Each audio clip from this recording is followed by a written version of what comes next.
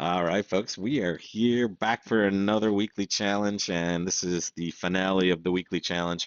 We've been in first, kind of wire to wire, either tied for first or clear first. I had a little dip in score on the last board, but not a lot we can do about it. We just kind of we went a more a scientific route to Islam, where we maybe if we bid it directly, we get an extra lead or a lead that makes sense, or makes sense, a lead that gives us an extra trick. Thank you. But we're back for one more day, one club, to us. The question is, do we bid a no trump or do we bid a diamond? I'm going to bid a no trump. If I get doubled, I'll bail out to two diamonds. But it went two no, which is just a bunch of it's a club race. Weird. Okay, we're happy. Okay, all right. They're going to play three no trump now. Well, that's not bad for us. Oh, let's lead a diamond, partner. Oh, you stink. I really wish we were on lead on this one.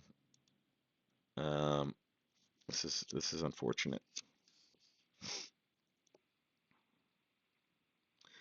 And they're gonna have really terrific information, folks, because of the bid that we made, right?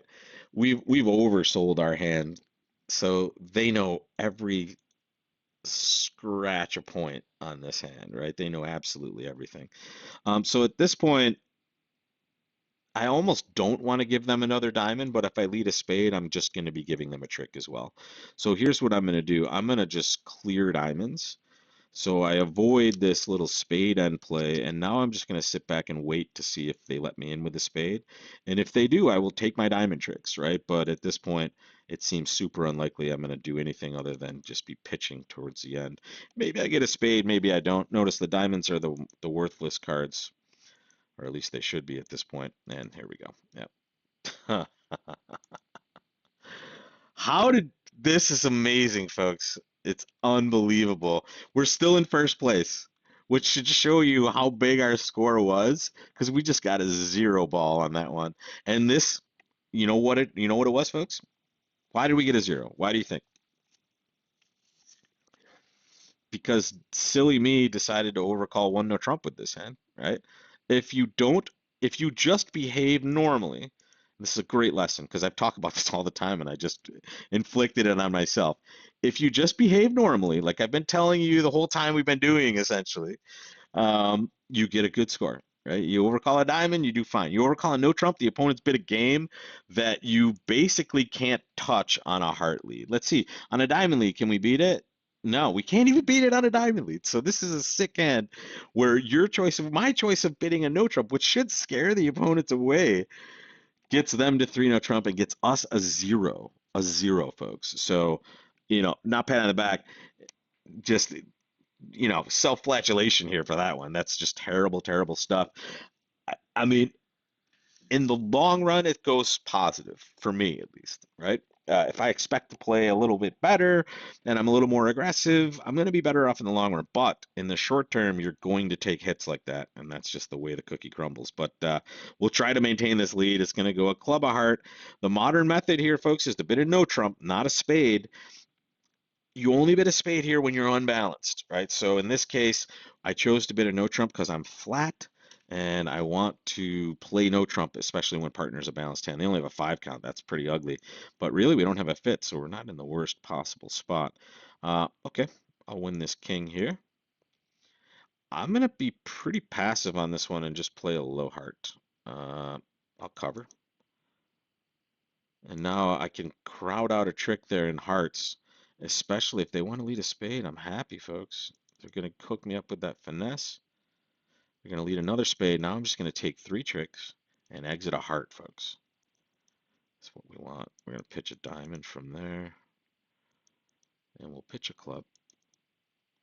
And here's our heart exit. And I notice I'm super passive here. I want them leading the other suits, especially diamonds and clubs.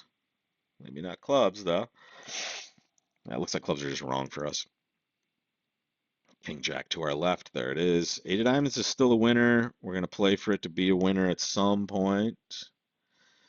No, we're not. Now we need to protect the diamond. It's very important. It didn't matter though. They just had a whole run of clubs to our left. Disaster. Down three. 53.6%. So it looks like either we're going down, well, a lot of us are just going down in this, down three, which is great. You know, we're back with the field again. We're still in first place, amazingly enough, after these boards. But the rest of the field is kind of doing the same exact thing. Passing one heart is a winner on this hand, but I don't see how you can do that here.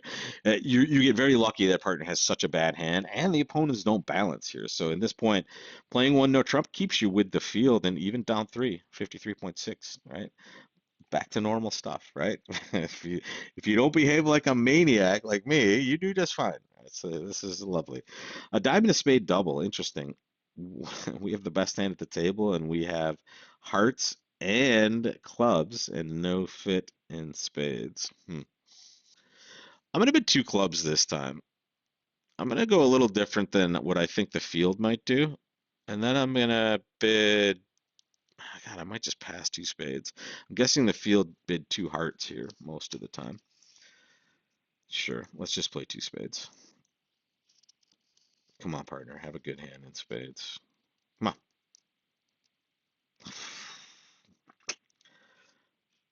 on. Why am I upset, folks? What's the problem?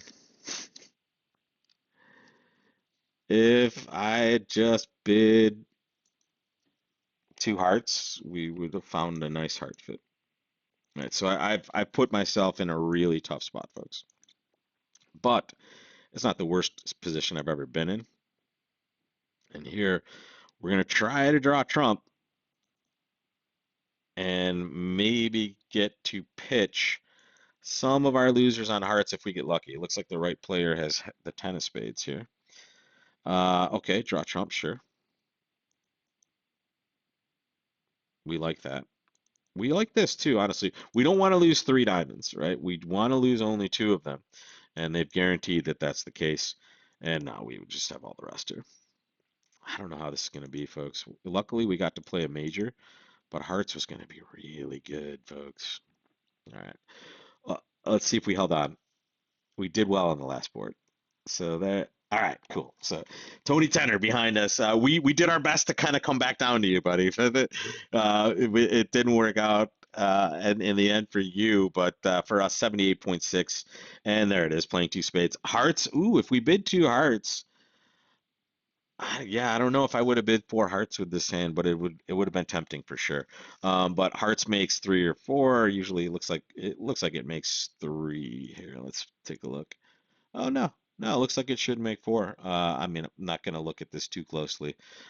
There's a way to make it double dummy wise, but just kind of being in spades here was good enough for 78.6. It's such a weird hand. I'm rolling the dice. Two hearts is normal, right? Especially if partner if East passed, I would always bid two hearts, right? But East has shown hearts.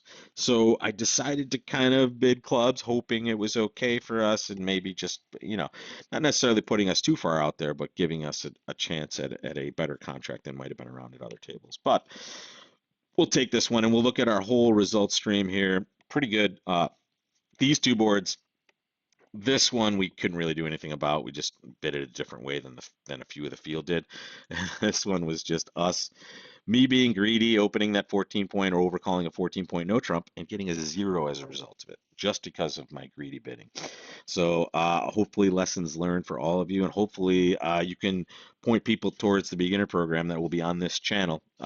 There's going to be a few little videos coming out to kind of explain the very basic parts of trick taking, and then there's going to just be a whole bunch of content devoted strictly for beginning bridge and also just trick taking games in general. I'm going to show you a few of those that you can play with two, three, four, five, up to numbers of people. You can have a lot of fun with just a deck of cards and your friends. So stay tuned for that, folks, and I will see you next week for another challenge.